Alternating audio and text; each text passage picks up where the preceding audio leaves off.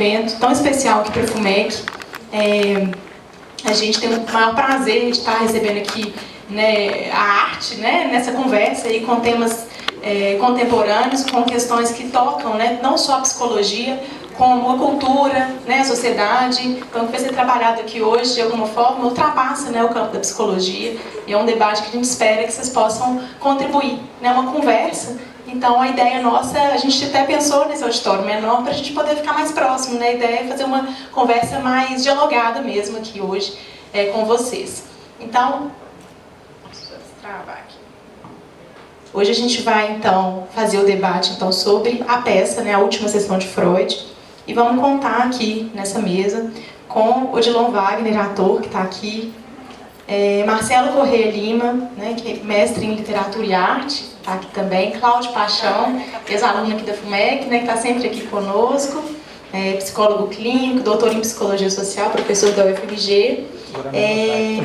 Marcelo, o outro ator da peça, ele está agarrado, né, no aeroporto, questões de voo, e por esse motivo ele não está aqui conosco agora. E para mediar a mesa, a gente convidou aqui essa noite hoje.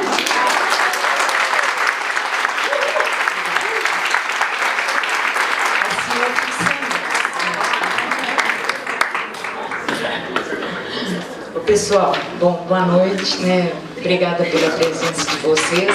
Eu acho que é uma oportunidade única, né? Tal como a professora Paula falou, convidar o Odilon Wagner para que ele possa ocupar o lugar.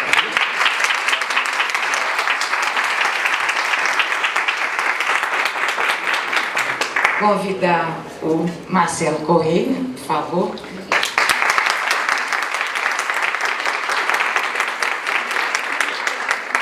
E convidar o Cláudio Paixão.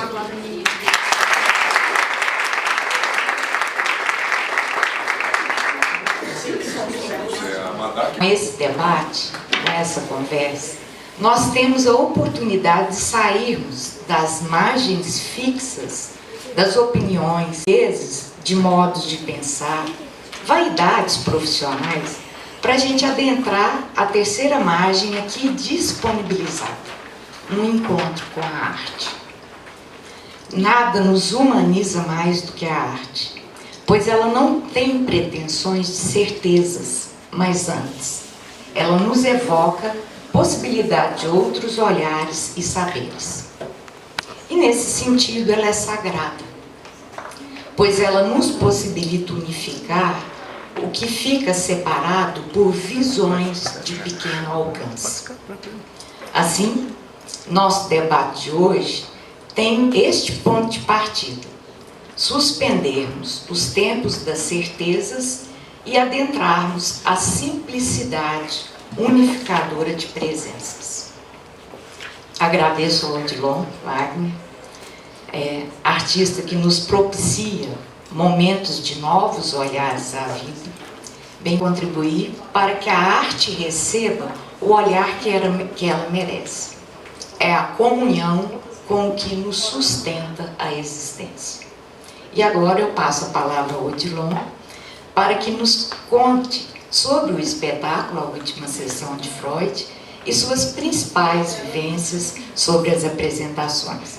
E após a fala do Odilon, aí o Cláudio e o Marcelo, né, vão entrar no diálogo, e por sugestão do Odilon, que eu achei muito legal, aí vocês também vão poder fazer perguntas e participar. Ok? Muito obrigada.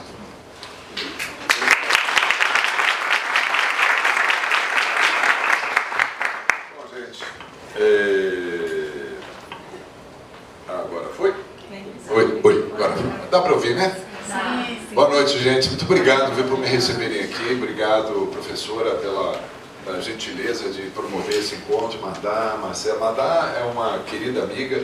Nós já nos conhecemos no ano passado. Paulo, olha, tem algumas coincidências aqui. Coincidências, né? Madá, a gente faz no teatro sempre um bate-papo uma vez por semana. Nós teremos amanhã, lá no dia, na apresentação de amanhã, um debate com temas da peça após o espetáculo. Madá participou o ano passado com a gente lá no teatro. E Cláudio, ele eu fiquei sabendo que ele já viu a peça 3 vezes. 2 dessa nossa temporada e uma temporada de 10 anos atrás, que é uma outra montagem. Eu não participava. Marcelo vai ser amanhã. Então é uma alegria estar aqui com vocês, compartilhando esse momento. Nós temos feito esse bate-papo sempre com alunos de diversas faculdades. É espetáculo, tem que... vai ser. A luz de cena vai abrir. Mas a conversa é muito em torno do espetáculo, mas a gente amplia, como bem a Amada falou, né? Eu acho que a professora também falou, a Paula também falou isso, né? Vivências que a gente aprende até na própria psicologia, mas em outras, deve ter gente, tem gente de outras áreas aqui, fora a psicologia? Direito. Marketing, comunicação. Que mais? Literatura? Fisioterapia. Legal, bacana. Mas assim, para todas as áreas é muito importante, né? A vivência que a arte traz, a experiência que a arte e a cultura trazem, são extremamente importantes e transformadoras. Eu acredito de verdade, social, economicamente, e o sentimento de pertencimento, quando a gente sabe de onde a gente vem, quem somos nós, isso traz uma grande importância na realização do ser.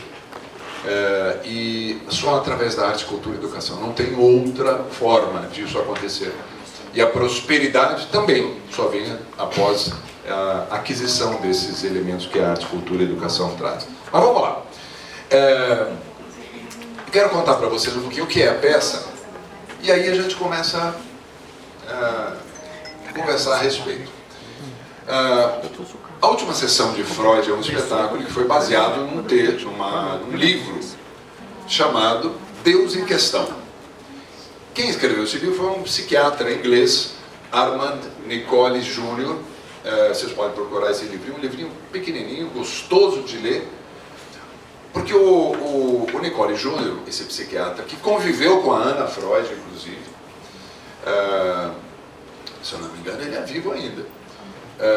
Ele, cansado de dar as mesmas palestras sobre Freud que ele dava sempre, ele resolveu inovar e fez uma palestra pegando alguém que se opunha, vamos dizer, ao pensamento dele. Está funcionando o microfone? Oi? Mas vocês estão me ouvindo? Sim. Legal. Aí que desligou aqui. Mas ele pegou o... Oi, acho que voltou. Acho que eu devo... Está na bateria que só pode. Esse também. Oi. Então ele pega um personagem para que opusesse o pensamento para Londres. Ele está com 86 anos e pouquinho para 7, ou não, que é isso, 80 e... Ele morreu com 83, ele tinha 81 para 82 anos. E o Lewis, nessa época, um professor literato de Oxford, ele escreveu Crônicas de Nárnia. Talvez muitos de vocês devam ter visto o filme, lido. Aliás, os mais jovens até conhecem mais o Lewis do que os mais velhos. Mas lá o Lewis, na Europa, e Inglaterra particularmente, ele é Monteiro Lobato, ele é estudado nas escolas. Ele já tinha escrito 9 livros nessa época. E o Freud, então, chega em... bom, vamos lá, ele pega o Lewis, eu já estou misturando a coisa da peça. O autor do livro pega o Lewis, bota junto e conta a história dos dois. Os dois eram ateus, o Lewis também era ateu. E aí ele tinha problema com os pais, perderam as mães, igual a vida de ambos. Só que um se converte e vai para o cristianismo e o outro continua na sua... São 2 homens brilhantes, 2 cabeças incríveis. Freud, quando então ele escreve esse livro, conta a história de um, e aí conta, o livro é bem assim, conta a história de outro, paralelo, bem paralelo, um capítulo um capítulo outro, no capítulo 1 ele vai indo e mesclando a história dos dois. Um autor de teatro americano, Max Saint-Germain, um cara que escreve peças de Broadway e tal, não sei o que, vamos montar uma peça de teatro com ele, e aí fez. Essa é chamada A Última Sessão de Freud. E quando vocês forem ler o livro, se alguém ler, vocês vão ver e ver a peça. Tem trechos inteiros do livro, lá do diálogo, das histórias dele na peça. Só que ele botou em forma de diálogo. E aí bota esses dois homens em contraponto. Então o autor, inteligentemente, o autor da peça, pega o ano de 1939, que é o último ano de vida do Freud. Freud com 83 anos de idade, chegado na Inglaterra há um ano e meio, mais ou menos, 1 ano e 4 meses, ele está morando só na Inglaterra, mas ele chega lá e ouve falar desse tal de C.S. Lewis, que professor renomado, muito importante, escritor, que escreveu inclusive um livro criticando ele, o Freud, chamando ele de velho arrogante. E ele queria saber quem era esse homem, que brilhante como ele, inteligente, e como é que podia, quando ele soube que ele era ateu e aí se converteu, aí que ele falou, não, eu quero saber por quê. Segundo as palavras do próprio Freud na peça, como é que um homem inteligente como o senhor, que compartilhava das mesmas convicções do que eu, pode simplesmente abandonar a verdade por uma mentira insidiosa, ou seja, acreditar em Deus. Então o tema central da peça é esse.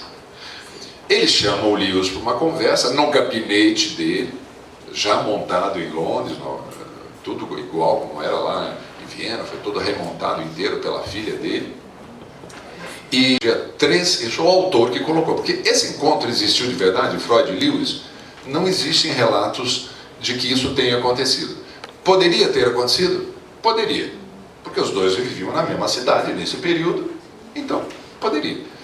E tem inclusive uma anotação no caderno do Freud, na agenda dele tem lá, encontro com um jovem promissor professor de Oxford. Pode ser. Interessa se foi ou não? Não. Interessa as reflexões que os dois trazem e colocadas pelo autor, o primeiro psiquiatra que escreveu, e o autor da peça que junta e liga as duas coisas. Então Freud convida, Freud está com 83 anos, dizendo, olha a inteligência, olha como a arte ajuda, a cultura ajuda a gente, aí o teatro, a ligar as pontas. O autor pega, Freud com 83 anos, ele podia ter pego o Freud um pouco antes, não importa. Mas ele quis juntar em Londres com esse cara, então com Lewis. Então ele bota em 3 de setembro de 39, e o Freud morre em 23 de setembro de 39. Portanto, no dia que a peça passa, no dia que ele tem um encontro com Lewis, são 20 dias antes do Freud morrer. Está começando, nesse dia 3 de setembro, começa a Segunda Guerra Mundial. Por quê? Porque a Alemanha nazista invade a Polônia. A Inglaterra declara guerra à Alemanha nazista. Começa a Segunda Guerra Mundial. Esse é o panorama começando uma guerra mundial. Isto é muito interessante, porque tem o pano de fundo da peça é essa urgência. Qual é o canal que tem de ligação ali do mundo exterior com eles? O rádio. A BBC que fica dizendo Hitler invadiu, não sei o que, bombardearam, não sei o que. Então o tempo todo tem, o mundo existe, o sentido da vida, tem vida após a morte, sexualidade, um dos temas importantes que o Freud, mas é numa camada menor, né, madame? É uma camada menor a importância que tem na peça esse tema, mas também aparece lá muito, de uma forma inclusive muito divertida. A peça é muito divertida também. Ela não é aula, ela não é uma aula sobre Freud nem sobre Lewis. Não é necessário, inclusive, conhecer a obra de um nem de outro para gostar da peça, porque essa é a magia da arte. Você coloca ali num diálogo, numa relação entre eles, e você vê as coisas acontecendo. Então, psicólogos, psicanalistas, alunos, gente da área vão adorar, porque conhecem detalhes, já estudaram um pouco do Freud, vão adorar. Aliás, tem risadas na peça que a gente que está no palco, a gente sabe, são os psicólogos, os psicanalistas, é só eles que entendem assim, algumas brincadeiras que tem na peça. Mas o público embarca total, qualquer nível pode ser formado ou não formado, não importa. Porque a peça tem uma linguagem, o teatro, quando o teatro, que eu considero, não é teatro, é comunicação. Comunicação boa é quando todo mundo entende. Quando alguém começa a falar muito difícil, muito hermético, aí a gente vai falando assim, todo mundo faz cara de que está entendendo tudo, né? E porque, né? E aqui que a gente pensa, eu devo ser muito burro, que eu não estou entendendo nada, mas está todo mundo fazendo assim, então a gente faz também. Essa é a importância da arte, e como ela é transformadora, é simples. E o teatro tem isso. O teatro, a peça, o bom teatro tem isso. E essa peça tem, o autor inteligente, ele é a linguagem acessível. Qualquer pessoa, qualquer cidadão que fala, porque os temas são temas universais. Deus existe? Deus não existe. Quem é que não pensou sobre isso? Então, a moça do cafezinho, o cara que é cuidador da rua, qualquer um. Porque todo mundo já pensou nisso. Por isso que a peça tem um impacto tão grande. E ela é falada de uma forma acessível. Então a peça se transformou numa coisa impressionante. Nós estamos chegando, com certeza, olha, para você mandar aí, vocês que já viram, e vocês mineiros, com certeza nós vamos bater aqui em Minas 90 mil espectadores. Essa é a terceira vez que a gente veio, a terceira vinda a BH, e a gente vai bater 90 mil espectadores de uma peça do Freud com Lewis, que se você falar em Freud e Lewis, também ninguém sabe quem é. Freud o pessoal ainda sabe, né? Fala, Freud explica, né? Ainda vem essa tema agora, fala C.S. Lewis. Claro que o peso maior na peça, no sentido assim, do reconhecimento maior, universal, o Freud é muito mais conhecido do que o Lewis. Como é que um homem inteligente como ele pode virar desse jeito? E aí, como são dois homens brilhantes, tem muito humor. Porque todos os homens brilhantes, se vocês pararem para entender, isso é falado inclusive na peça. E o Freud também era um apaixonado pela arte.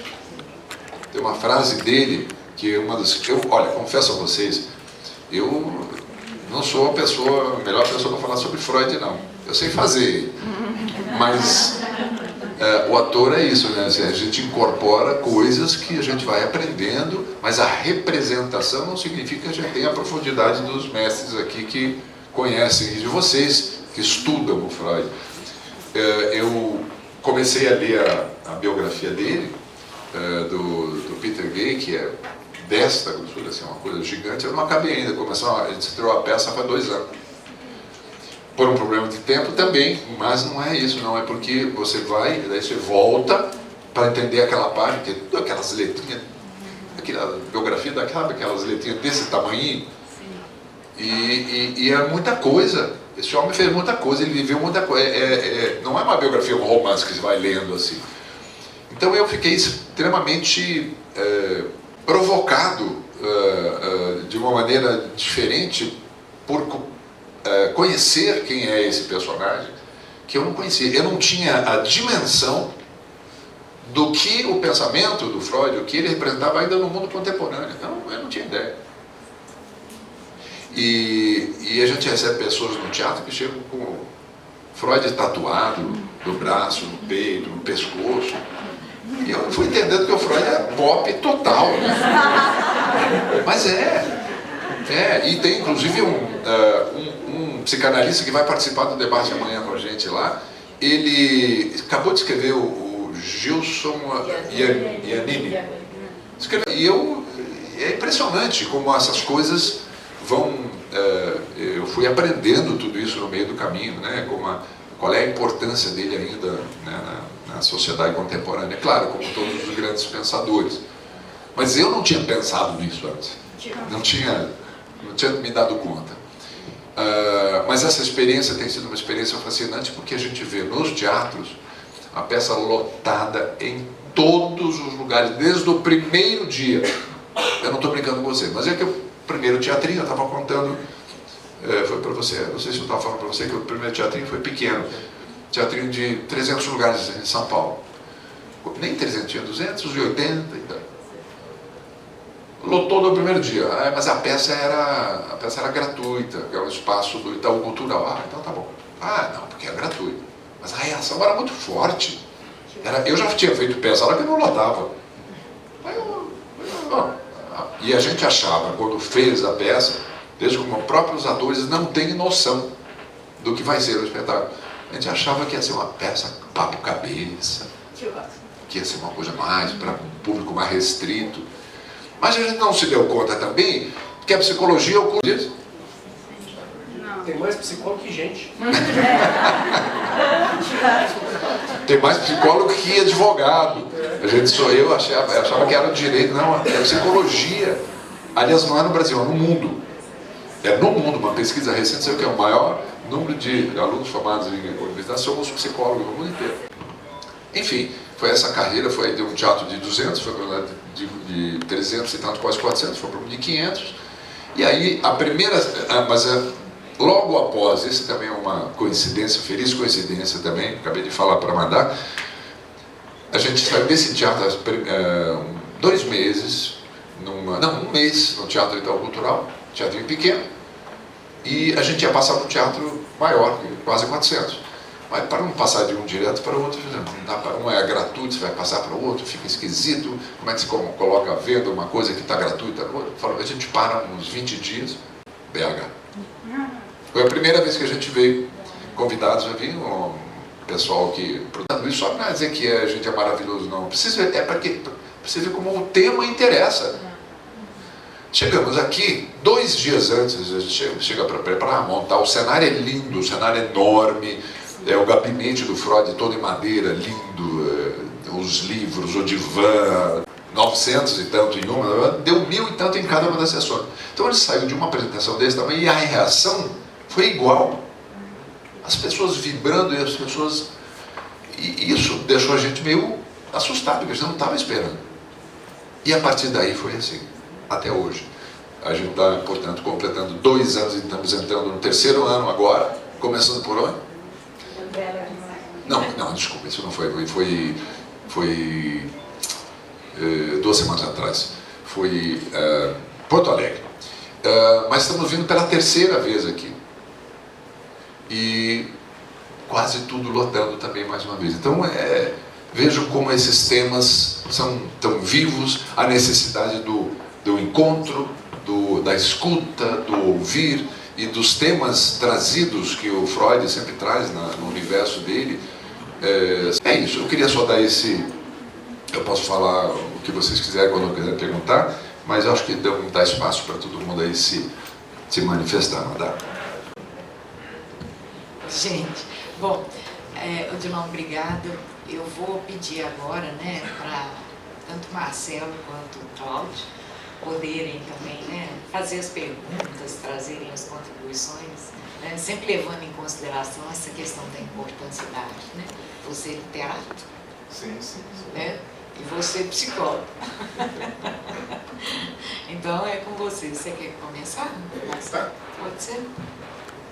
Boa noite, pessoal. Boa noite. Depois de uma apresentação brilhante assim, eu tenho que só contextualizar o que eu vou contribuir para vocês a partir de uma conversa que eu tive com uma aluna ali agora. Aproveitando o que o Odilon falou no começo, eu concordo totalmente em que... e peço licença, João, para falar sentado, viu? Licença vocês também, tá? Em que o que salva uma sociedade é a arte, certo? O trabalho com a arte faz com que o indivíduo, na minha opinião, enxergue o mundo com outros olhos. E, pegando esse pensamento, eu quero explicar um pouco de quem eu sou, de onde eu venho. Eu fui criado biológico, foi criado comigo como irmão, certo? E impunha castigos físicos, etc. e tal. Quando, da idade de 10, 12 anos, eu gostava muito, rapaz, de colorir, de desenhar, de interpretar, de falar, de brincar, de cantar. E o que o meu irmão falava comigo? Isso é coisa de viado. Só é coisa de viado. E eu adorava... A psicologia era chamada coisa de homem, não podia fazer psicologia. Não, exatamente, não podia. Mas, gente, se um homem falasse fazer psicologia, apanhava em casa. Terapia, começo nesse lar com um pai biológico, impondo castigo físico, um pai adotivo militar mais rígido, tipo assim, não, a vida é assim mesmo, tá? Essa coisa de arte aí, vão deixar pra lá, você tem que trabalhar. Começa a trabalhar aos 12, certo? A mãe que contribui conforme pode, certo? Muito bem, certo? Os irmãos, cada um caçando seu rumo, E aí meu pai sai da igreja quadrangular, da Testemunho de Jeová, não, Quadrista. Nesse meio tempo, se tiver algum adventista presente, saúde, paz, irmão, tudo bem? E nesse meio tempo, minha mãe e minha irmã frequentavam Umbanda. Então, sexta-feira à noite, eu precisava acompanhar minha mãe e minha irmã na Umbanda, certo? Ia até as sessões, acompanhava, tinha os passes, tinha conversa com a mãe de santo, tinha conversa com o pai de santo, via a pessoa incorporando, achava legal demais o atabaque e tridente. Eu falei, tridente? Capeta? Não, Exu. Eu falei, o que é Exu? Exu é tal divindade, tal. Ah, que legal. Só que aí eu chegava em casa, e eu chegava na igreja, e eu chegava na escola, porque era uma escola denominacional. Poxa, eu falei, não, Umbanda, não é coisa do capeta, isso e tal. Aí, eu só quero explicar para vocês que ao longo da vida, sempre tive essa pulga na orelha de por quê? Por que meu pai não interfere quando eu estou apanhando? Por que Exu é coisa do capeta, Umbanda é coisa do capeta? Por que uma coisa bonita é coisa de viado, não é coisa de ser humano? Desculpa, pode usar esse linguajar aqui, perdão. Por que as coisas que são tão comuns para outros são tão estranhas para alguns? E assim eu fui levando essa vivência para o trabalho, para a faculdade. Pensei em fazer ali um curso de Relações Públicas, né? Fiz vestibular para comunicação, passei para letras. E aqui, tem alguém da letras aqui? Letras é esquema de pirâmide, não é? A gente entra e tem que ler um livro para aprender sobre como significa outro livro. O que significa outro livro, e assim vai. Você vai lendo um atrás do outro. E eu me encantei primeiro por Tolkien, depois por Guimarães Rosa. Isso mesmo. Tolkien é um linguista absurdo de fantástico. Amigo íntimo do Lewis. Exato. E os dois compartilharam, trocaram muita ideia, conversaram muito, né, na hora de construir, né? Foi através da conversa com Tolkien que o Lewis... Isso. Se converteu. Se converteu, exatamente, porque Tolkien era carola, era um religioso, católico de crucifixo na mão. O desgosto dele foi o Lewis ter virado protestante. Ainda tem isso, gente. Ainda tem isso. E aí, gente, quando eu chego à Faculdade de Letras, que tem a oportunidade de mergulhar no cordel, porque meu pai, adotivo, ele era cearense. E na hora de dormir, ele citava alguns cordéis para mim de cor. Então eu fiquei maravilhado com quem era Patativa de Assaré, com quem era, por exemplo, Zé Pretinho, Zé Coco, sabe? E fui ouvindo aquela história e falei, gente, que coisa legal, como é que ele cita essas coisas de cabeça? Sabe? Mas peraí, isso é arte, não é? Só que meu pai falava, não, isso é coisa de rua. Ah, então tem uma arte na rua. Que legal, fui atrás do cordel. Na Faculdade de Letras fui estudar Lilith, certo? A primeira esposa de Adão, dentro de uma tradição judaica mais antiga. E aí, gente, eu fui entrar que tem essa crítica tão grande da religião com relação à arte. Por que existe essa visão da mulher tão estereotipada? Ideia, estudamos Sófocles, sabe? E aí a gente começa a enxergar o papel da mulher de outra forma também. A gente começa a enxergar o papel do estrangeiro, o papel do negro, sabe? A gente começa a ver que a sociedade tem estratos. A sociedade tem estruturas que são invisíveis enquanto a gente não toma consciência de onde está. E aí cheguei ao mestrado, onde escolhi um livro pouco conhecido do público, que é Tutameia, do Guimarães Rosa. A ideia de rizoma e a ideia de devir. E por que rizoma? A gente tem uma árvore. A árvore tem raiz, tronco, galhos, folhas e frutos. Essa é a estrutura hierárquica. Começa aqui e termina aqui. Rizoma não. Rizoma tem tudo ao mesmo tempo. Já ouviram falar de teia de Indra, do hinduísmo? Pesquisem depois, dá um Google aí, vocês vão achar. Na teia de Indra, todos os pontos estão interligados. Todos. Não tem hierarquia. De A para C, eu não preciso passar por B, você vai direto de A até C. E achei isso muito interessante para a arte pelo seguinte. Guimarães Rosa, ele joga no texto dele o tempo inteiro filosofia, crítica social, crítica política, psicologia, seja ela da linha que for, tá? Passa por Lacan, não é demais, porque o principal tema que ele levanta aqui é como o indivíduo se manifesta através da linguagem.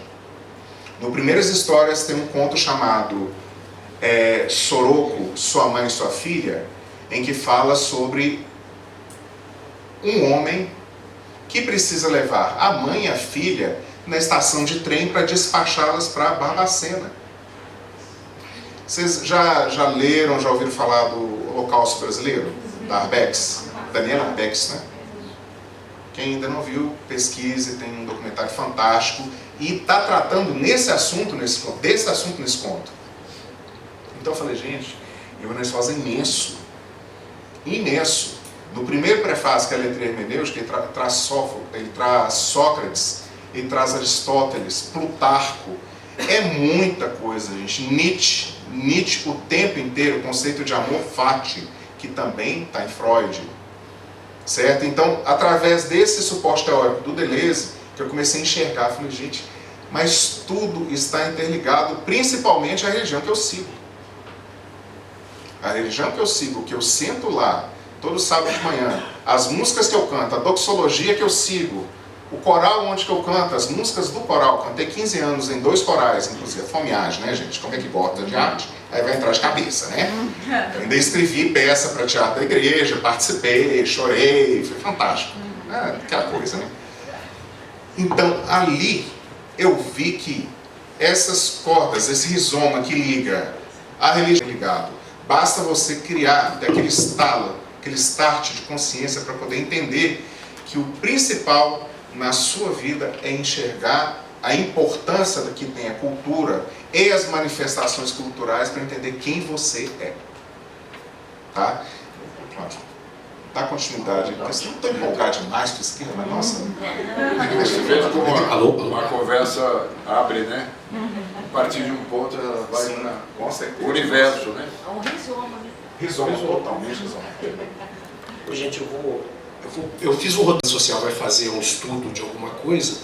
Primeira parte da introdução do trabalho de doutorado, mestrado deles é lá a explicitação de viés. Quem que eu sou, como que eu me formei, o que que eu estou fazendo aqui, por que que eu estou pesquisando esse povo, por que que eu escolhi essa doença. Então, e aí eu tenho que falar um pouquinho disso. Por que que eu estou pesquisando essa doença? Por que que eu escolhi esse povo? E aí eu descobri, enquanto o Odilon falava, fazendo as contas aqui, que eu falei com você, mentira, Odilon, ela foi comigo, eu fui fazer a conta, ela tinha 11 anos, que eu pensei, muito menininha, eu fui fazer a conta, 2022, ela estava indo para São Paulo estudar na universidade, lá na USP. Então, assim, ela foi menininha comigo. Então, eu levei na primeira montagem dela, que teve em 2014, que veio. Então, eu vi 2 vezes a primeira montagem e 2 vezes a sua. A outra, eu fui levar a minha ex-namorada, que eu vi um dia, e no outro dia eu levei a minha ex-namorada para ver. Porque eu sou daqueles. Eu gosto do negócio, eu quero inserir a pessoa na droga. Né? Eu sou traficante. E eles não brigam com as ex-namoradas. Não brigam, continua. Que é a melhor parte. E aí, por que eu tô aqui, né? Porque eu estava ouvindo você falar que era Papa Hóstia, vivia lá na igreja, né, cheirando a barra da saia do padre, né? E nessa história dela estar lá na igreja, eu desenvolvi um ranço muito grande com o cristianismo católico. Né? Só que aí na adolescência eu descobri a teologia da libertação. Eu fui mexer com pastoral de favela, pastoral de rua, né? E virei comunista, e é uma palavra que hoje em dia é perigoso a gente apanhar se a gente fala, virei comunista, e aí nesse processo todo eu fui... Mas comunista religioso.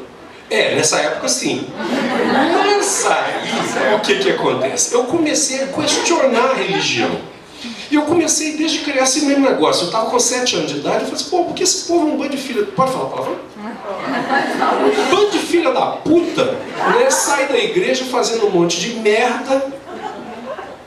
Eu não acredito nesse troço. E eu comecei a questionar, mas Deus tal. E aí, eu não sei porquê, eu não tinha muito o que fazer. O que eu fazia? Eu criança, do pop, filho de lavadeira, passadeira, empregada doméstica, eu sentava no meu quarto, abria a caixinha e começava a ler enciclopédia. Eu comecei na letra A e terminei na letra Z.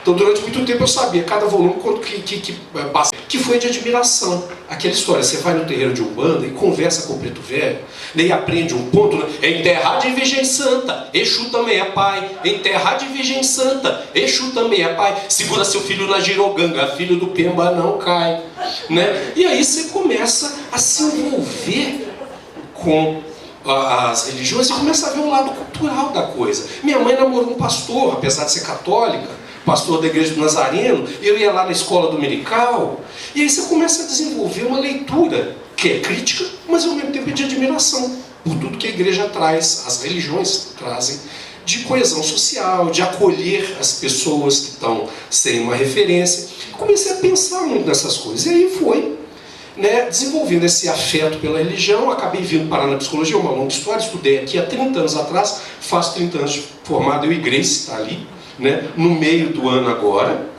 né, então a gente faz 30 anos de formado. Isso aqui era tudo mato, literalmente, estavam construindo o primeiro andar. Quando a gente veio para cá, chovia na sala, aula de Thaís da estatística, todo mundo colava, né, Grace? Porque de 5 filas na turma virava 2 porque não tinha vidro na janela, chovia. E aí a gente tinha que arrastar as cadeiras, era uma beleza, todo mundo colava na aula de estatística. Vim para cá.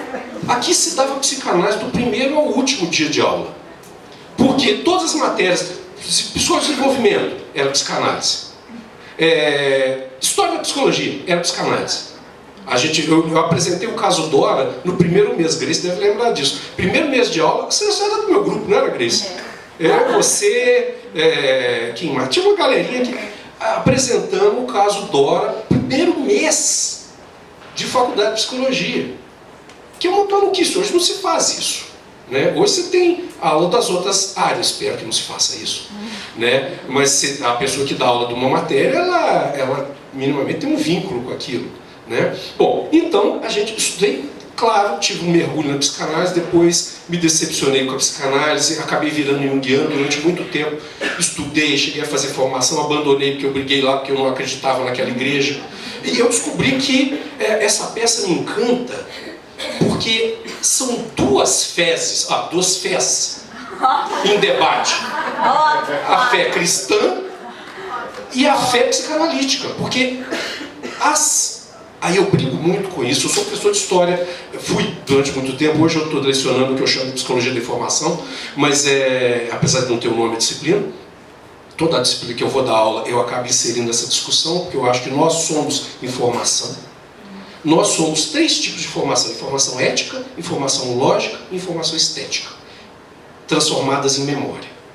Então eu tenho linguagem, Lacan, né? Eu tenho experiências sensíveis, estética, e eu tenho a lógica, né? a estética, e eu tenho a ética, que é a apreciação do social transposto para mim de alguma forma em representação.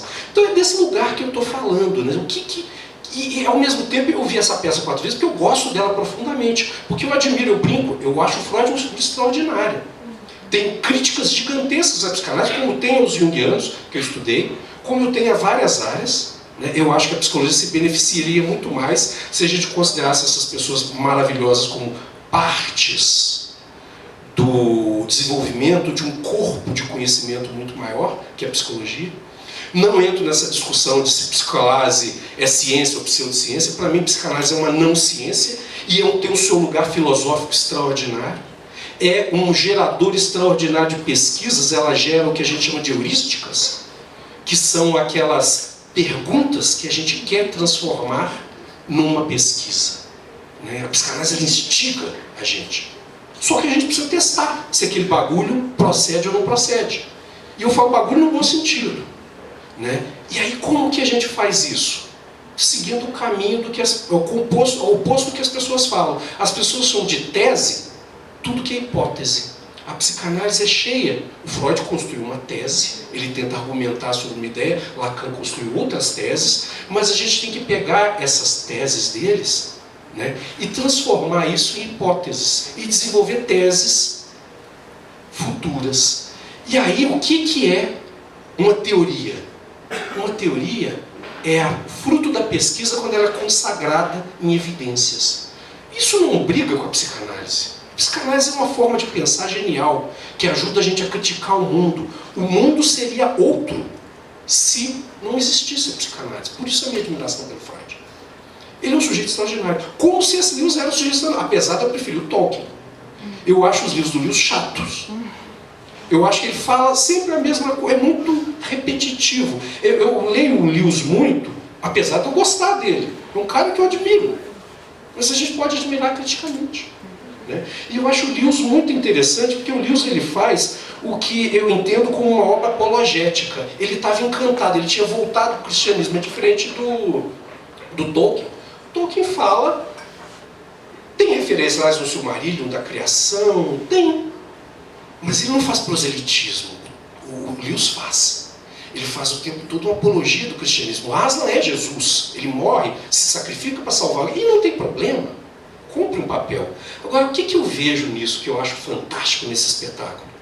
É que são duas pessoas que pensam de formas muito diferentes, que conseguem fazer uma coisa que no mundo moderno a gente é extremamente carente, que é um diálogo.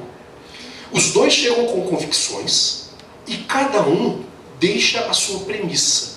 E o outro escuta a premissa do outro. São premissas absolutamente divergentes. Né? Esse, se me permite, Por favor. eu acho o ponto dos mais importantes do espetáculo, que tocam o público.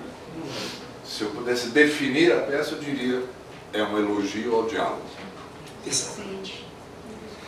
E é um diálogo, né, Odilon, que você que interpreta parte disso, Madalena que viu, quem mais viu o espetáculo, eu vi também, é um diálogo que toca a gente muito, porque é muito bonito a gente ver ali dois homens que não concordam com a premissa principal, mas eles escutam toda a argumentação do outro. E isso é a base fundamental da psicanálise, da psicologia, a escuta, e também do trabalho do padre, do pastor, do pai de santo, que escuta aquele que tem que escutar. Então, o exercício da escuta, Sim. como você muito bem falou, é uma coisa rara hoje em dia. Nossa. Uma peça atrás, acho que essa grande colaboração que você tem toda a razão. Nossa, eu fico emocionado. Por isso que a minha filha, com 11 anos, eu falei com a Odilon, ela teve que entrar assim meio, que ela é menor de idade, então não tinha nenhuma restrição de etária na peça, mas todo mundo velho, né, entrando lá, e aí as senhoras perguntando, mas você trouxe sua filha para quê? Porque eu quero que ela veja isso, esse diálogo maravilhoso. Né? E aí, por que eu estou falando disso? Porque isso, né? O que é crítica, a ideia filosófica básica de crítica? Eu ouvir a premissa de alguém, e eu, a partir dessa premissa, suspender a minha premissa, escutar a argumentação dela, depois confrontar com a minha premissa e fazer um arrazoado disso. E fazer aquele exercício de buscar uma síntese. É interessante que um lado da peça não convence o outro lado. Né? O Lewis não convence o Freud não, mas eles saem transformados. Esse é um ponto. A ideia, a discussão sobre religião, é muito importante a gente falar isso, gente. Opa, pode puxar. Que a ideia dessa discussão não era nem do autor que escreveu o livro, nem do autor da peça. Não é o ateu virar crente e o crente virar ateu. Não é a ideia essa. A ideia do espetáculo não é essa. É trazer reflexão, trazer pensamento. O Lewis sai modificado, como você muito bem falou, e o Lewis tem uma frase linda na peça que ele fala: a ideia de Deus, para mim, muda todos os dias. Como você falou da certeza, não tem certeza de nada.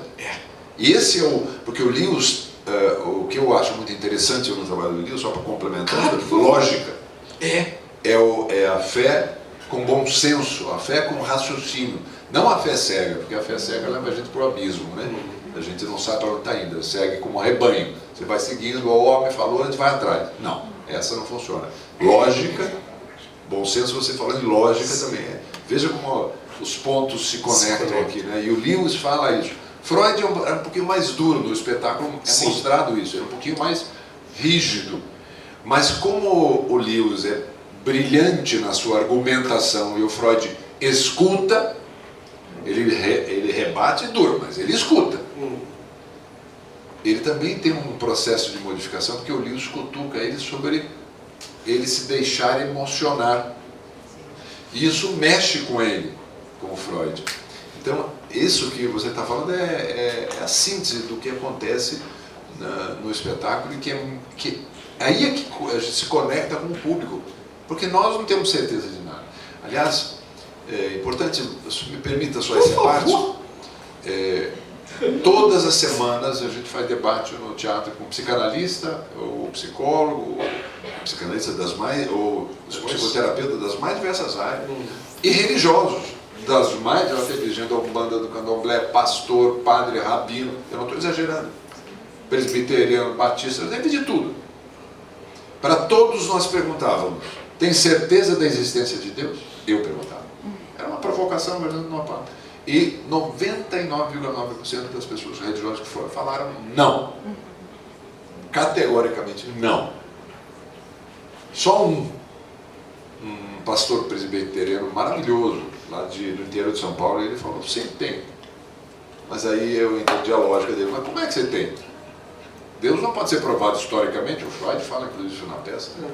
Ele diz: quando eu vejo a compaixão de um homem para com outro, quando eu vejo o amor, a empatia dos homens para com os homens, aí eu encontro Deus. É esse Deus mais humano, né? Não é o Deus esse imaginário que as igrejas pintaram para a gente. Posso só completar uma coisa em cima do que você disse, João? Tem um negócio que eu acho fantástico, que é na psicanálise, né, que a psicanálise ela oferece para as pessoas, e acho que a psicoterapia junguiana também, as terapias existenciais, como a Madalena aqui, ainda, né? Elas oferecem, leva a pessoa a descobrir uma relação estética com a vida. A pessoa na psicoterapia, ela descobre, e eu sou psicoterapeuta ainda, né, apesar de estar lecionando numa área muito diferente, a pessoa na terapia, ela vive uma experiência que é estética. Ela aprende aquilo que ela valoriza. Ao aprender aquilo que ela valoriza, descobrir o valor das coisas que são valorosas para ela, ela desenvolve uma relação subjetiva de querer que aquilo esteja presente na vida dela. O que é a ética? Ética é a minha percepção do lugar que eu habito. Ética é a minha percepção da vida que é boa de ser vivida e a vida onde eu quero viver. Então ela transporta para o mundo essa visão. E aí ela passa da visão estética, que é a apreciação daquilo que é valoroso para ela, para uma postura ética. Então as pessoas que fazem terapia, fazem análise, aí são graus diferentes de trabalho, de formas diferentes, o ideal dos processos terapêuticos seria fazer essa relação entre ética e estética. Né? E aí ela começa a olhar o mundo de uma forma ética e trabalhar uma outra estética para o mundo. Pensa um mundo onde a diversidade é respeitada, onde o diverso é aceito, compreendido, e onde eu estabeleço não uma relação de empatia com ele. Que empatia eu só consigo ter com aquilo que eu tenho representação. Então eu nunca vou saber o que é ser uma mulher, porque eu não sou mulher. Mas eu consigo ter alteridade, eu consigo entender as dores e os sofrimentos de uma mulher a partir do que ela me traz, do olhar dela, da convivência com as mulheres que eu conheço. Então, na análise, quando ela é bem colocada, é isso que acontece lá. Né? Por isso que tem uma transformação, porque os dois, o Freud também se transforma, ele não admite, mas na peça do espetáculo, eu acredito que se tivesse uma conversa com o Lewis, ou do Lewis com o Freud, ia ser uma conversa muito mais interessante para o espetáculo, porque ali a gente está com a letra escrita dos dois, mas não tem interação, a interação é imaginada por um autor.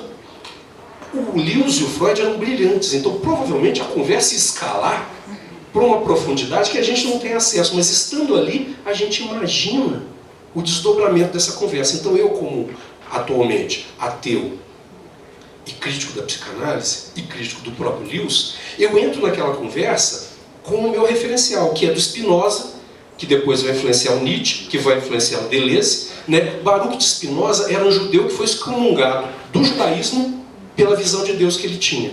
E ele vai ser excomungado pelos cristãos protestantes, lá seria dos Países Baixos, né, onde hoje é a Holanda, também por causa das críticas que ele tinha à ideia de Deus naquela época. E qual que é a ideia de Deus do Spinoza? Deus é substância. Então, Deus não criou nada. Deus é a própria substância. Nós somos Deus. O cocô do gato na tua casa, na caixinha de areia, é Deus. Por isso, o milagre, por Spinoza, não existia. Porque como Deus ia mudar algo que estava dentro dele mesmo. Isso gerou uma polêmica incrível, porque quando Spinoza falava, ele falava que a forma de você aproximar de Deus é conhecer, e é o que o Freud e o Lewis fazem. Eles buscam entender o mundo de formas diferentes, mas eles buscam entender o mundo de uma forma diferente. O Freud, pegando um V assim, por favor, João. Não, eu queria... Pode sair. Por favor, então tá. Mas Deus pretendia, Freud, esse é o ato fálico, não é o ato fálico. Né? Porque o Freud tinha essa coisa, né? Do velho sábio, né? Ele queria... É isso, né? É um ato fálico.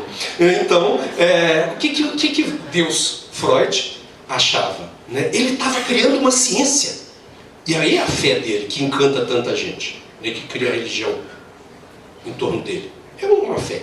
Né? E quando ele cria essa fé, ele defende ela com unhas e dentes. Mas tem uma coisa ali, o desespero quase com que o Freud se dedica a entender o mundo. Ele vai falar de tudo.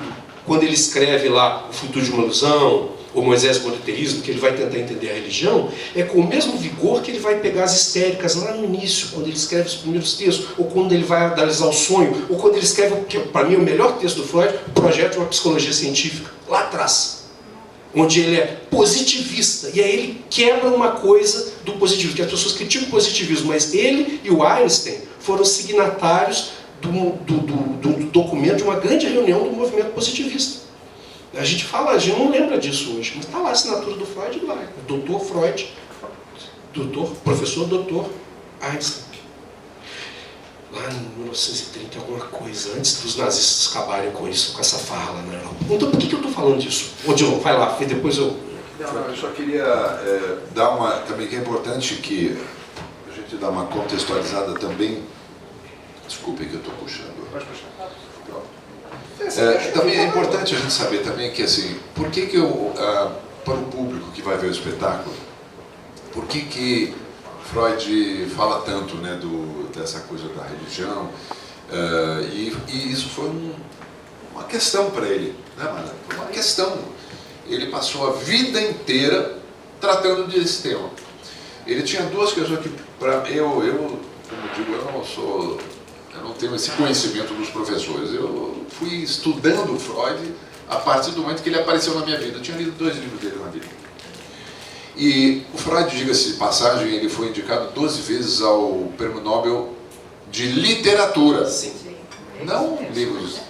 Ele era médico, ele era neurologista, ele era ciência, não, era de literatura. E não ganhou nenhuma. Aliás, ele reclama muito da vida desse filho, ele sempre foi maltratado, né, pela língua. Mas ele foi maltratado, a questão religiosa era muito importante para ele, porque ele é filho de pais judeus ortodoxos. A babá que criou ele era católica romana, levava ele na igreja, ele aprendeu a rezar, ajoelhar, sinal da cruz, ele fala isso na pedra. Então veja a confusão que todo. Depois ele quase migrou para o protestantismo. Então, mas isso foi uma questão. Talvez o maior aprendizado para mim sobre Freud tenha sido entender quanto esse homem era profundo nas suas investigações. Nada era gosto, não gosto, sou, não sou, e ficava criando. Sim, ele criava as teses, mas ele se aprofundava de tal forma que a exaustão, a questão da existência ou não de Deus, até a morte, ele morreu 20 dias depois disso e ele continuava debatendo sobre esse tema, como também a questão de a aceitação da própria morte, que esse é um tema colocado na peça também, porque vocês devem saber, ele com o médico dele, o Max, ele cometeu a eutanásia, ele escolheu morrer, ele falou não dá mais, porque ele tinha um câncer na boca, ele não conseguia mal falar nessa idade que ele tinha, que eu faço na peça, ele já não estaria nem falando mais. Claro que o teatro, a gente faz de uma maneira diferente, botou ele falando, e com vigor ainda, sim, aparece as coisas, dificuldade de falar e tal, mas ainda o que era importante mostrar no teatro? O pensamento, as ideias, as reflexões. Então não interessa saber se nesse momento ele falava historicamente, se ele já tinha condições de falar ou não. Ele está velho, ele morre ali depois de isso é um tema tratado na peça também, o homem tem direito a escolher que não quer mais viver. Então esse é um tema também muito importante. Mas o Freud também, o que me impressionou muito é que ele passou a vida discutindo isso, e o Lewis fala para ele na peça: mas se o senhor está satisfeito com a sua descrença, para que discutir? Mas ele não estava satisfeito com a sua descrença. Esse é o que eu acho que é o ponto. E eu queria aqui fazer uma provocação para todos vocês, que voltando a esse tema da religião, a religiosidade, esse livro aqui é um livro que eu li, ganhei inclusive da tradutora dele, o Freud e o Pfister, um diálogo entre a psicanálise e a fé cristã, que é um livro, aliás, a Ana Freud dizia que para conhecer meu pai, leiam as suas correspondências. Né? E ele se correspondeu e foi amigo deste pastor suíço, o Pfister. Durante a vida toda passaram se degladiando, mas degradando não como inimigos, como ideias. E na orelha do livro, aqui a Ana Freud escreveu, eles botaram aqui no livro, a Ana Freud escreveu, dizendo que o Pfister, quando entrava na casa do Freud, frequentava a casa dele, era que nem ela coloca aqui, o flautista de Hamelin, porque ele encantava todo mundo. Encantava todo mundo, era recebido pela casa com muita alegria e pelo pai. E as discussões entre ambos eram sempre as mesmas. E tem uma passagem aqui que eu, um dia lendo aqui, que eu achei muito curioso, queria aí para ver a opinião de vocês. O Pfister, carta do Pfister para o Freud. Ele diz assim: por fim, a pergunta, por que não foi um devoto, mas um judeu ateu que descobriu a psicanálise?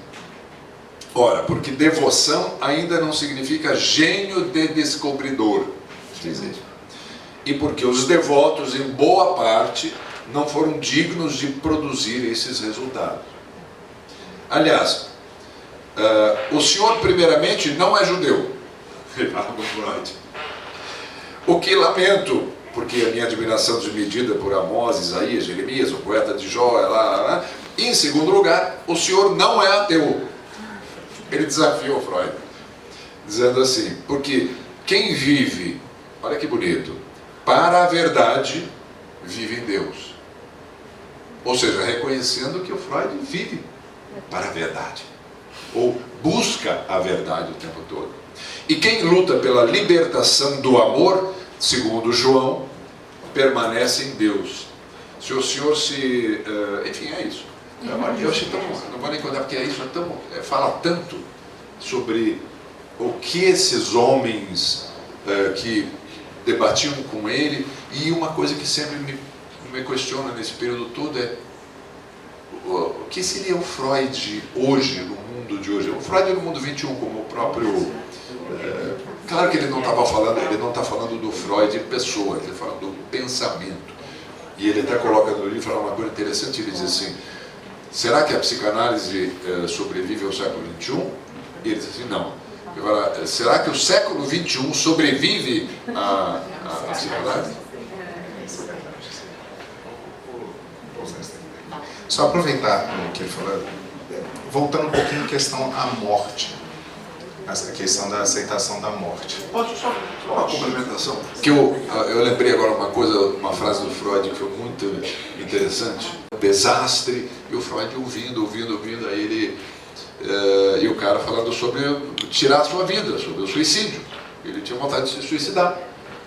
E eu falei, ouviu, e aí ele falou assim: bom, em primeiro lugar, você tem razão. Ele falou: a vida é assim mesmo. Mas eu me pergunto, por que você tem que morrer por causa disso? Genial. Acho genial um cara que depois... Mas aí ele já estava no final dele, depois chega e fala assim: não quero mais, muito obrigado, gente. Você espere todo mundo e vai. Parte, né? Engraçado, eu lembrei de duas coisas aqui, dois acontecimentos dentro de igreja, né, enquanto eu frequentava a igreja. A primeira foi, não sei se você falou, a questão de por que a gente vai? Por que a gente está lá? E com relação à morte, uma vez um pastor levantou assim, igreja cheia, 250 pessoas. Quem aqui tem certeza que se morresse agora iria para o céu? Meu pai. Aí o pastor ficou indignado.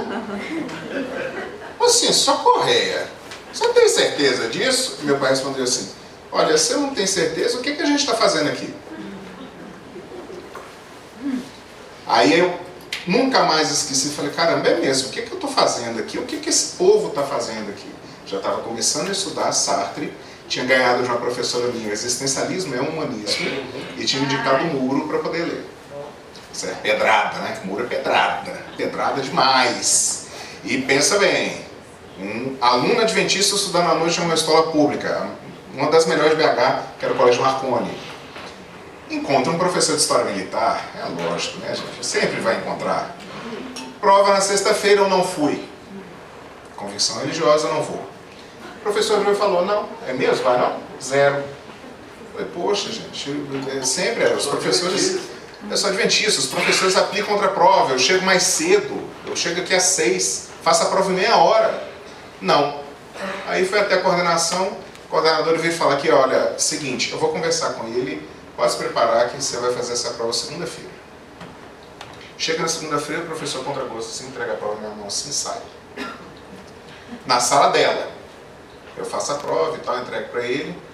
Na quarta-feira, o resultado da prova, em 12, tirei 10. Ele mostrou a nota assim, guardou.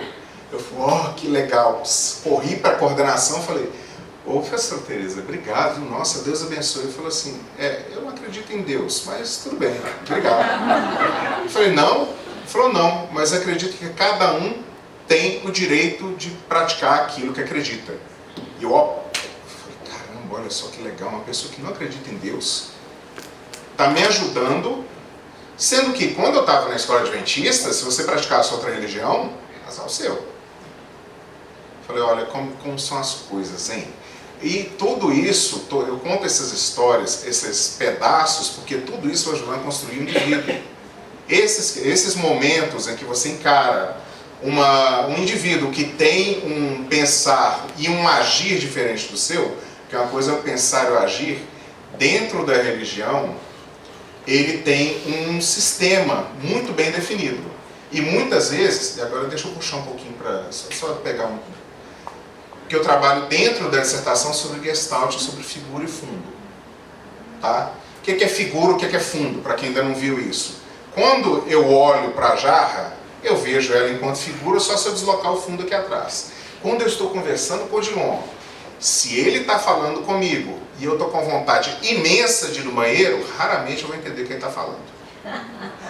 Porque, para mim, a figura, para mim, é a minha necessidade. A conversa com ele virou fundo. Tá? E nas relações pessoais, isso existe muito. É a mesma coisa quando ele está numa sala de aula e faz assim, né? Exato, exatamente. E é a mesma coisa de que quando você está conversando com alguém e a pessoa não está te ouvindo, ela está só pensando o que vai falar depois de você. Ou seja, você não é figura, você é fundo. É o diálogo interno. O sujeito do conhecimento que não cala a boca. Exatamente. Então, essa questão de parar e ouvir que está na peça, isso é importantíssimo para a construção do indivíduo, para desmantelar, ou pelo menos para você deslocar um pouquinho e olhar assim, peraí, mas realmente, como é que isso aqui funciona mesmo? Sabe? Para entender melhor como que as suas relações pessoais, refletir. E essa reflexão só a arte que traz, gente. Agora eu lembrei. Bakhtin fala com relação ao humor. O humor, ele quebra aquela barreira do preconceito. Porque aqui, quando eu chego aqui como professor, eu falo, gente, vamos discutir o tema do rizoma. Em Deleuze, Emile Platôs, livro 3, página 45, por favor. Tá bom? Isso é uma coisa. Se eu criar uma peça, crio uma cena, interpreta isso aqui, alguém dá uma gargalhada, etc., nunca mais você esquece esse conceito. Tá? Por quê? Porque o humor quebra essa barreira de você parar e pensar, não, peraí, isso aí não acredito nisso não. E acontece isso também dentro da religião. Quando você tem pastores que fazem stand-up, o fundamentalismo que ele passa é muito mais introjetado do que um pastor sério que pega e faz uma análise histórica, linguística, aquele deslocamento, você poder entender o contexto, onde que Cristo senta com a mulher samaritana. Peraí, a mulher samaritana, o judeu não conversava com o samaritano. Peraí, é diferente isso. O cara que conta piadinha, você aprende na hora. E no outro dia você está replicando. Então o humor, ele quebra essa barreira e introjeta muito mais dentro do indivíduo do que a gente espera. E aí eu vou pegar carona no que você está colocando, né? Eu sou um amante do Guimarães Rosa. Quem me conhece sabe disso, né? No Tutameia, acho que, se não me engano, é no primeiro prefácio, é na letrinha, ele vai trazer uma piada, né? Uma senhora, ela chega em uma loja de tecidos, né?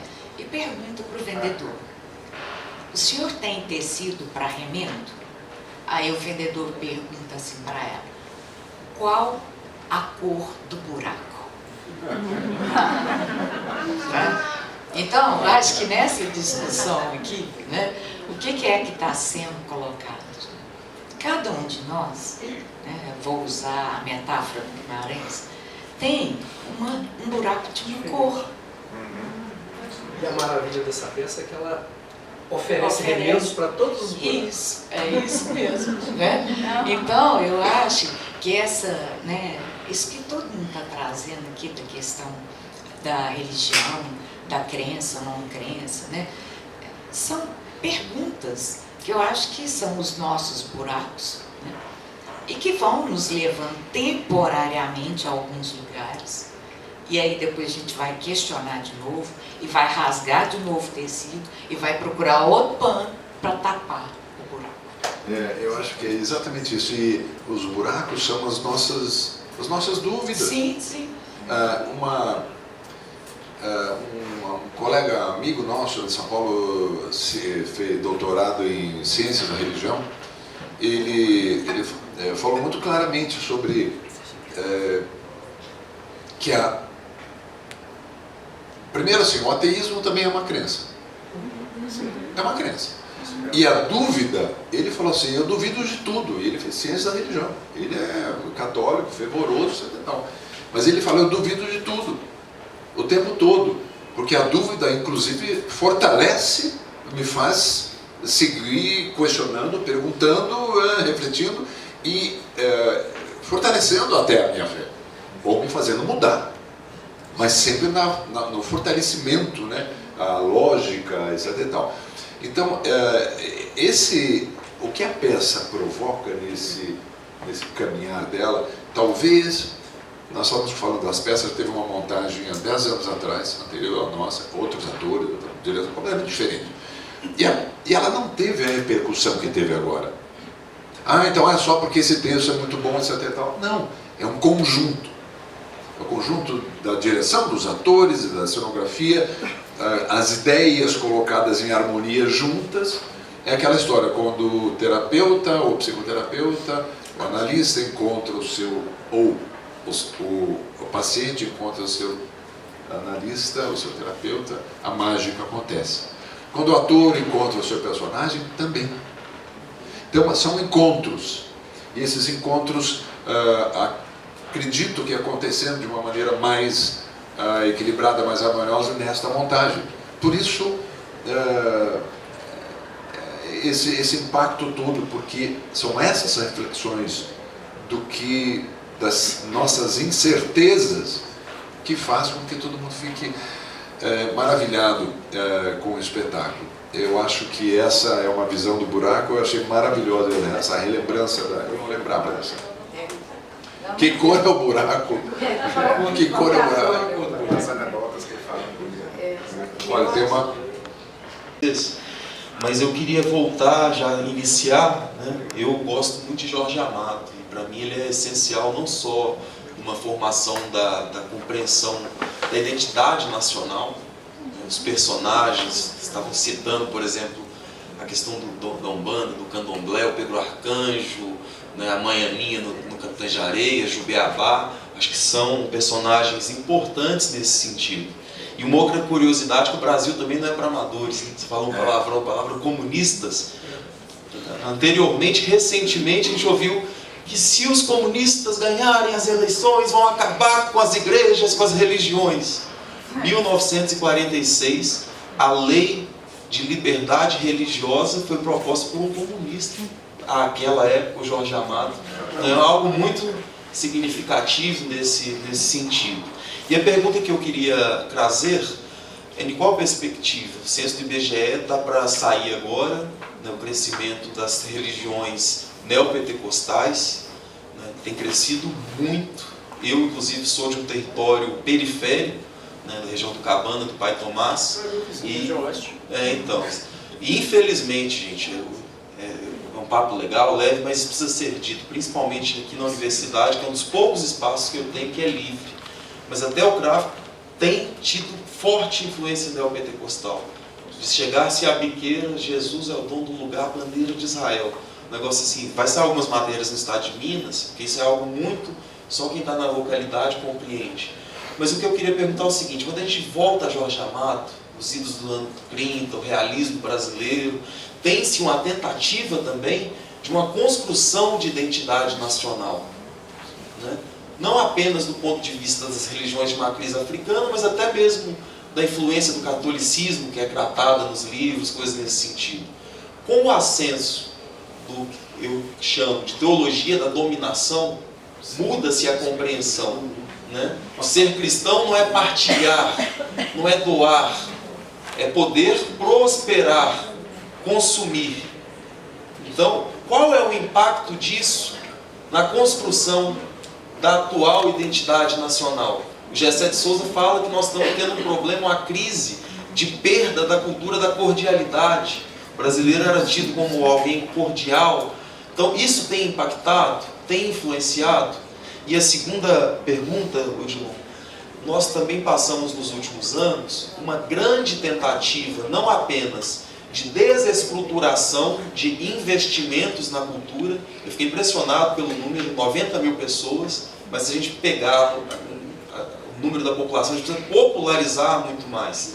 Então também queria fazer uma pergunta, qual que é o papel da cultura para a democracia? E por que sempre a cultura e a arte, né, em setores que são mais autoritários, é sempre atacada?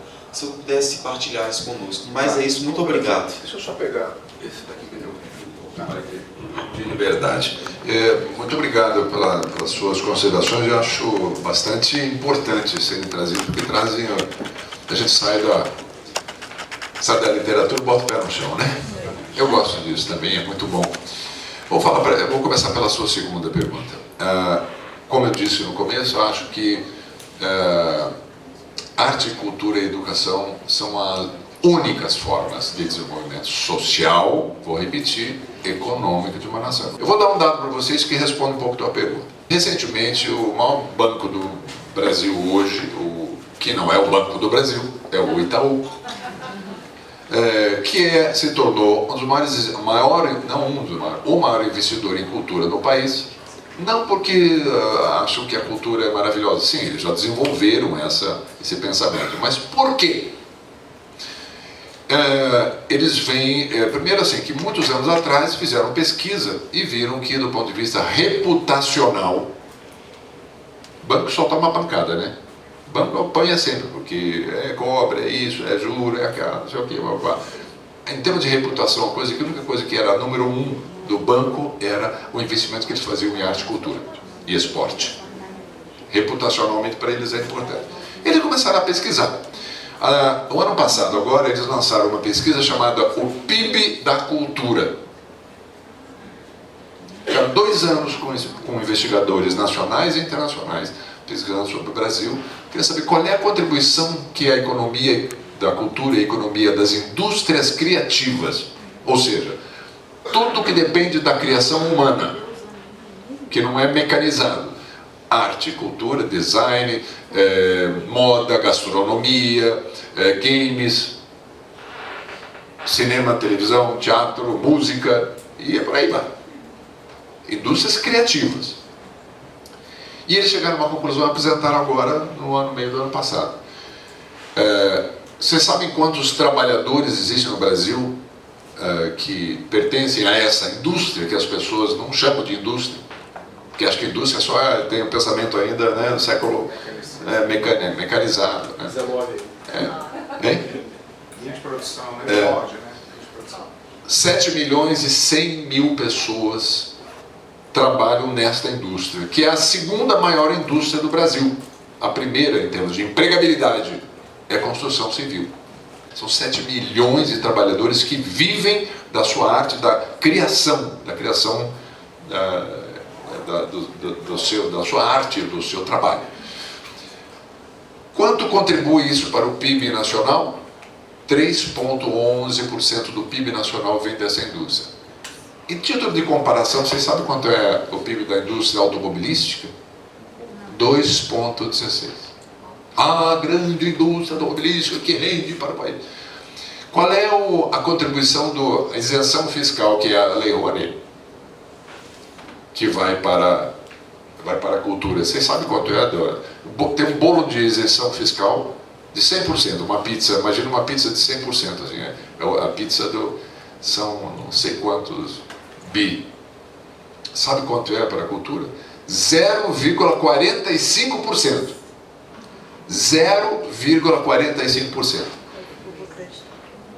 E onde estão os outros 0,5%? Tá bom. Onde estão os outros 99,5%? Ninguém pergunta, né? Tudo é incentivado, gente. Isso aqui, o plástico feito, a televisão de plasma, tecido, jornal que as pessoas leem, muitas vezes o jornal que malha, inclusive, a cultura e meios de comunicação que malham a cultura são incentivados pela lei de incentivo. Então, igual, só que os valores são bilionários, muito maiores. O agronegócio, coisa que tem que dar bom, tá certo, é uma política de Estado, o governo tem que saber o que deve ou não deve. Mas veja, nós estamos falando deste potencial, então, que agora a gente vê renovado, a gente vê as pessoas renovando o seu interesse pela cultura, etc. Então a cultura, quando eu falo, é desenvolvimento social, intelectual, reflexivo, como a gente está falando, mas também social, econômico. Ela impacta diretamente na economia. Ou esse feriadão com milhares de pessoas aqui em BH consumindo, indo nos shows, bares, restaurantes, etc. e tal, não está fazendo fluir a economia daqui. Isso é a economia criativa funcionando. Então, respondendo a sua pergunta, eu não entendo como até hoje nenhum governo que passou para cá, alguns investiram mais, outros menos, outros nada, mas como nenhum descobriu isso até hoje. Quando a gente mostra esses dados para os governantes, eles falam assim, maravilhoso, que coisa incrível, mas não muda nada. O investimento na educação e na cultura não aumenta, ao contrário, estão cortando os investimentos na educação muitas vezes, e na cultura está mantendo o mesmo nível, não está graus muito maiores não. Então é muito interessante você tocar nesse assunto. É importante a gente ter esses dados na cabeça. Agora, a primeira pergunta eu deixo para os professores. Obrigado, não me sinto capaz de responder. Quer dizer, eu tenho minha opinião. Que vem percebendo esse caminho que a religião vem fazendo desde 2012. Tá? Desde a primeira manifestação que teve, de 100 mil pessoas subindo Mineirão, movimento Não Vai Ter Copa, que saiu lá dos 20 centavos, lá de São Paulo, etc, etc. Tudo isso aí teve um desdobramento muito grande, porque eles criaram uma interseção para a criação de um indivíduo religioso com um pensamento único. Tá? Brasil acima de tudo, Deus acima de todos. Qual Deus? Não interessa. Deus acima de todos. Peraí, mas é o Deus adventista, o Deus batista, o Deus católico? Não interessa, é o Deus acima de todos. Tá? Então, essa noção de Deus acima de todos faz com que peraí, eu quero Deus acima de todos, sim. Então quer dizer que o bandismo está errado. Então quer dizer que o budismo está errado. Então quer dizer que a fé Bahá'í está errada. Então quer dizer que qualquer outra fé está errada, aí para o diálogo. Não quero conversa contigo não, cara. Que isso? Você saiu da igreja, como é que eu vou conversar contigo? Eu falei, cara, senta aí, bicho. Sabe, quando eu encontrar com meus colegas de igreja, de coral, não, Celão, você saiu da igreja. Eu falei, não, peraí, mas a gente tem uma... Religiosidade não está no templo. Religiosidade é em você. Vamos bater um papo. Religiosidade é diferente de religião. É muito diferente de religião. Há uma distância imensa entre religiosidade e religião. Aí começa em 2013, aí a gente sai da teologia da prosperidade, em que eu vou orar para ter uma vitória minha profissional, financeira, e começa para a teologia do domínio. Eu quero que a religião domine todos os espaços culturais da sociedade. E aí, um fato curioso, nesse período de 2013 até 2018, a gente acompanhava os grupos de Facebook ligado a páginas de extrema-direita. A maior página de extrema-direita tinha 20 milhões de seguidores, a segunda maior, terceira, quarta, quinta, até a 13ª eram páginas de extrema-direita. A primeira tinha 20 milhões, a segunda tinha 500 mil. Aí lá no finalzinho, uma de centro, lá no último lugar, uma de esquerda. E a partir daí começaram os youtubers, começaram os canais de Instagram, começaram todas as áreas de mídia social, incluindo o Twitter, que agora é o X, começaram a ser ocupadas por esse tipo de pensamento. Tá? Que infelizmente traz uma postura de maior intolerância do que de respeito. É o que nós, enquanto pesquisadores, percebemos que vem acontecendo já há mais de 10 anos. Sr. Cláudio? Não, é só porque nós estamos com o tempo restrito agora, então se tiver mais uma pergunta só, tá? O Cláudio vai responder, se alguém quiser perguntar, tá? Só um minutinho, por favor. Tá? Eu não teria muito a acrescentar, eu acho que as falas que vocês deram assim, são perfeitas, mas falando dessa coisa de diálogo, né, com outras áreas, com outros campos, eu me lembrei de uma postura de um padre velhinho, né, que estava num evento que eu fui, e um amigo meu, padre, me convidava sempre para ir, eles chamam de pregar retiro. Os religiosos fazem encontros. Religiosos de padres na meia-idade, religiosos de padres idosos, religiosos de jovens, encontros de jovens seminaristas. Ele me convidou, fui lá para São Paulo, participar do encontro, e estava a congregação religiosa toda, era um encontro de padres na meia-idade, e aí um superior velhinho, acho que era uruguaio, chileno, não me lembro, estava lá sentado, e eu dei a minha aula, conversei com as pessoas, falando muito dessa questão, né, da tolerância religiosa. Tolerância eu acho uma palavra ruim, mas enfim. Né? E aí o cara veio... e aí já que pode falar... já que pode falar da diversidade, já que pode falar palavrão, eu vou dizer o que meu amigo... mas o que meu amigo padre falou. Eu terminei de falar, a gente discutindo exatamente isso que vocês falaram aqui. E aí o padre velhinho chamou o meu amigo que me convidou, que estava organizando o evento, falou assim: que bonita a experiência de fé desse moço. Aí meu amigo falou assim: mas esse filho da puta é ateu! E é isso que vocês estavam falando, né? É importantíssimo, né? Você tem uma dimensão de que você está lidando com o outro, com uma outra pessoa, e que essa pessoa ela pode estar no espaço que ela for, da forma que ela for, e ela tem um direito intrínseco de ser quem ela é. Né? Então, quando a gente pensa na Lei Rouanet, por exemplo, eu nunca concorri à Lei Rouanet, mas a gente tem um projeto de lidar com cultura, que é a cozinha solidária, ajudando essas pessoas que têm serviço em casa, que elas não têm CNPJ, né, a divulgarem o trabalho delas como criativas na culinária. Conseguimos ser aprovados na Lei de Incentivo Estadual, temos a carta, mas nunca conseguimos financiamento. Porque o cara prefere financiar um grande, né, evento, um grande projeto. Quem tem que financiar esse é o Estado.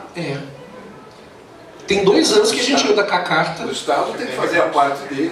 Vai nos Mineirões da vida, mas o Mineirão prefere comprar o cruzeiro. Não quer financiar o projeto para ajudar a senhorinha que mora no Cabana, que mora na Ventosa, que mora na Pedreira Prado Lopes, a divulgar a cultura dela. Ela veio da Bahia, ela faz aquele acarajé. Ela veio do norte de Minas e faz aquele arroz com piqui. E o projeto era um projeto que envolvia um livro, um documentário, um site na internet que era para a pessoa buscar e, olha, esse produto é legal, vou olhar. E aí a pessoa vende pelo iFood, se ela quiser mandar o cunhado dela entregar, é outra história. Posso fazer só uma... Você tocou num ponto importantíssimo, eu quero também, se me permite, antes de ter uma pergunta ainda, né? Só mais uma. É que essas conversas não acabam, gente. Tem gente que quando começa a falar, gente que adora falar, vocês não notaram isso que a gente gosta de falar. Coitada da Madá, não consegue nem... Ela não dá espaço para ela falar. É que ela é mais sábia. Dizem que os sábios ouvem mais do que falam, né? Mas uma coisa importante, Cláudio, que é assim, a Lei Rouanet, as pessoas não conhecem. A grande maioria das pessoas não tem a menor ideia do que é a Lei Rouanet. Se não fosse pela Lei Rouanet, eu não estaria aqui hoje, para começar. Minha peça não estaria em BH pela terceira vez. Não dá, simplesmente é impossível. Todas as manifestações culturais que circulam no país vão através de algum incentivo, ou local, estadual, ou lei de incentivo, que a Rouanet é federal, mas tem a estadual, ou não tem como. Porque a arte não é autossuficiente. Apesar dela gerar 7 milhões de empregos, não só a arte, mas a indústria criativa, mas a arte em si não é autossuficiente. Você pode lotar como chama, o Palácio das Artes, 2.000 e tantos lugares, tem uma orquestra tocando lá, não paga o custo da orquestra. Não, a matemática não fecha a conta. A arte é subvencionada em todos os lugares do mundo. A Lei Rouanet não é uma jabuticaba, fala que só tem no Brasil, não. Aliás, ao contrário. É subvencionado. Então, vejam, eu acho que é papel do Estado cuidar, porque a Lei Rouanet é um tripé. Ela tem aqueles projetos grandes, maiores, que são... tem acesso ao Banco Itaú, a isso, aquilo, as grandes produções, eles têm acesso, vão lá. Mas os pequenos, em relação a... Desculpe, eu quero ser breve. Em relação à religiosidade, eu sou espírita, kardecista, mas judeu de origem. Nunca foi religioso, não tive um aprendizado religioso na minha formação judaica. E estudei em escola católica. Então, o Freud é mais ou menos igual ao Freud. Tem uma confusão danada. Eu, como miscigenadamente brasileiro. E eu, quando era jovem, estudei no Colégio Marista, que era a melhor escola da cidade, meus pais me colocaram lá. Mas eles não descobriram que eu também fazia Senhora da Cruz, que eu rezava o Pai Nosso embaixo do cobertor, porque eu sabia que não podia, porque o judeu não faz isso. Eu não sabia por quê. Mas teve uma passagem muito interessante também, que eu estava quando eu mudei para o Colégio Marista, que era maravilhoso, tinha quadra de esporte, era na cidade, no interior, lá em Paraná, em Ponta Grossa. Todo mundo queria estudar lá, que era o melhor colégio da cidade. Aula de religião.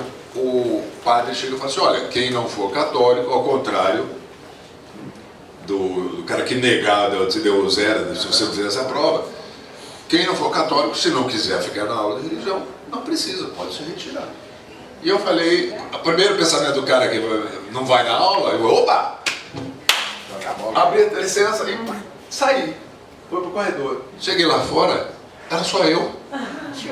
Não tinha ninguém. Eu voltei, lógico. Fiquei lá uns minutinhos, olhando e tal, voltei, e aí comecei a prestar atenção. Aprendi a rezar o texto, fazer tudo. Eu fiz tudo direitinho. Eu quero estar com todo mundo. E aí um dia eu perguntei pro padre.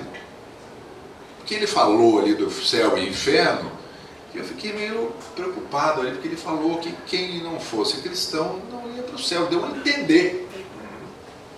Ele não falou com todas as palavras, né, gente? O jovem rápido pega a coisa e falei, bom, mas eu sou judeu, então eu não vou para o céu. E aí perguntei para ele, e ele... Ele já coisa de levantar a mão. E não respondeu. E aí eu fiquei com aquela pulguinha atrás da orelha. Então, aí que eu, de noite, antes de dormir, meu irmão na cama do lado, eu cobria lá e fazia... Vai ir pro céu, a garantir meu espaço lá. Então, veja, essa mistura também faz a gente entender que o melhor caminho é o caminho da liberdade e da aceitação. Eu não entendo... O Brasil é um país... basicamente cristão. Né? Grande maioria do povo brasileiro é cristão, das várias denominações, mas cristão. Agora, o que esses cristãos brasileiros não entenderam até hoje sobre o cristianismo, eu não sei. Porque a gente vê exatamente a pregação do contrário de tudo aquilo que Cristo vivenciou e deixou, né? Deixou como lição, o seu testemunho. Quando ele diz, não aponte o dedo, tire a primeira pedra, né? Quando cortam a orelha, Pedro corta a orelha do centurião, ele vai lá e diz assim, como quem com ferro será ferido, etc e tal. Essa é a pregação cristã real. O que os cristãos que apontam dele julgam? E julgam os seus companheiros cristãos, né? O que eles não entenderam ainda, eu não sei. Então eu acho que o caminho é o caminho da escuta, é aquilo tudo que ele está falando, da aceitação, do não julgamento. Eu posso ser cristão, pode ser muçulmano, pode ser judeu, interessa, o que interessa é quem é o ser, quem é o ser humano, como é que ele se relaciona com o mundo. Mais uma vez, não é o que é a religião, sim a religiosidade. A religião, ela se baseia num livro, né? No seu livro. A religiosidade ou a espiritualidade se baseia em todos os livros. Essa é a diferença entre religião e religiosidade. É isso mesmo. Vamos lá, sua pergunta, só para a gente fechar, por favor. Quem é que está?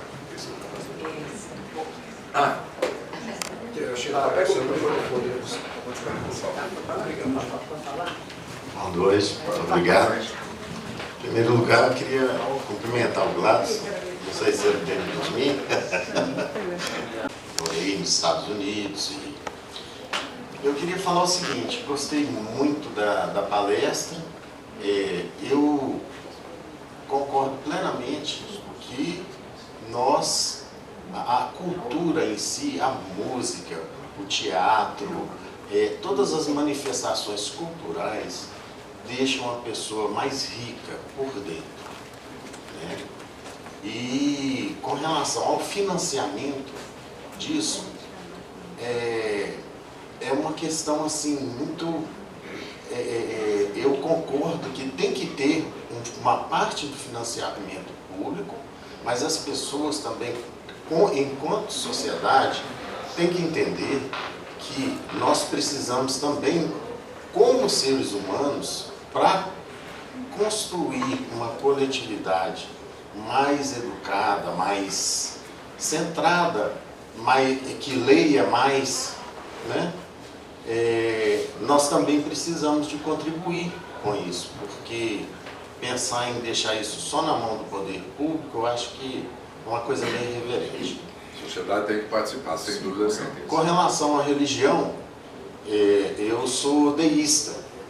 Como é que isso aconteceu? Eu, um jovem saindo da cidade interior, que se chama Paracatu, é a última cidade antes de Goiás, e vim para a cidade grande. Sou filho de pessoas humildes também que lutaram, fizeram concurso, se tornaram funcionários públicos.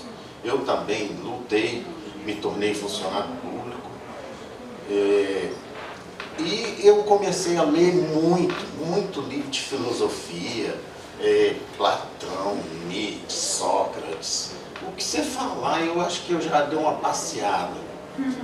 Mas, lendo Voltaire e Locke, é que eu descobri, porque eu já fui católico, umbandista, eu fui protestante nos Estados Unidos, quando eu morei lá uma época,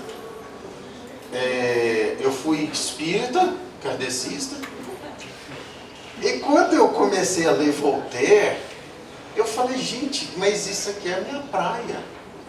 Era o que eu estava buscando.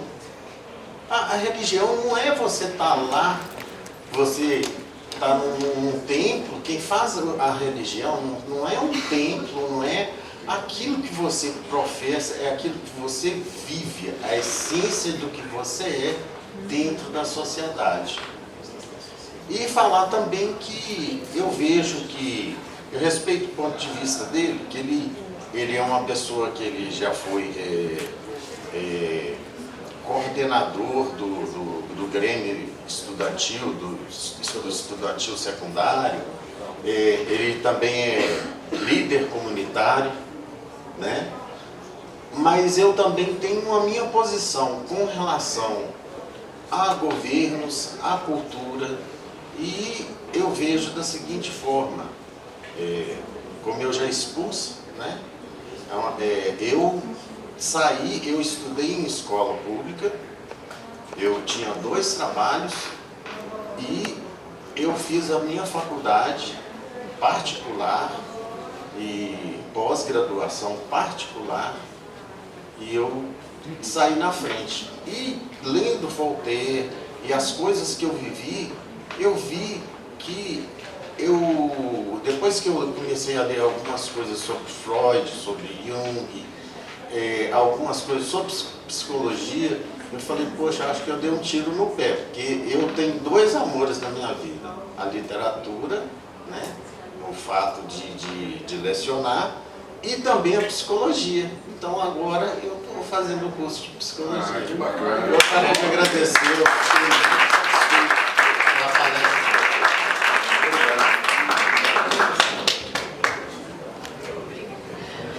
Pessoal, bom, eu quero agradecer, né, primeiramente, a disponibilidade e a delicadeza do Odilon, né, de poder compartilhar conosco essas vivências que ele trouxe e tudo que ele falou, né.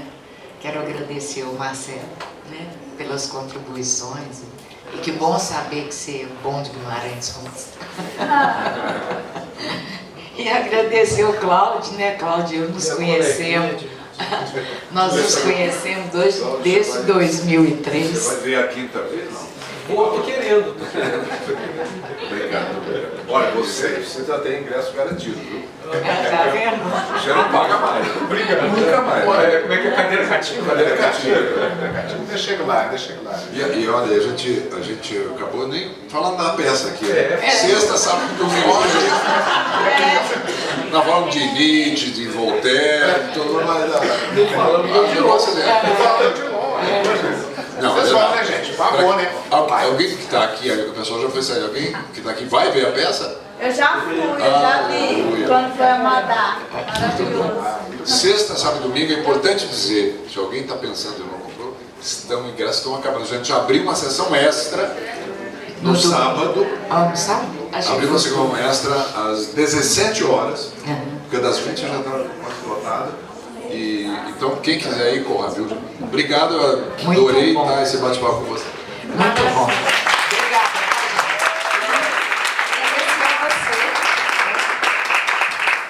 Agradecer você por todos esses quitutes deliciosos. Vocês quase não comeram, né? Pois é, nós não tivemos a sensorialidade. Bom, eu queria agradecer, cadê a Lu? A Lu Braga está ali. Ela nos chamou, o pessoal do Café delas, para a gente conseguir um espaço para ter esse debate. E o Cláudio teve a alegria de falar que poderia ser um FUMEC e agradecer a vocês a presença. Eu sou Lorena Ribeiro do Café delas. Não pode ver.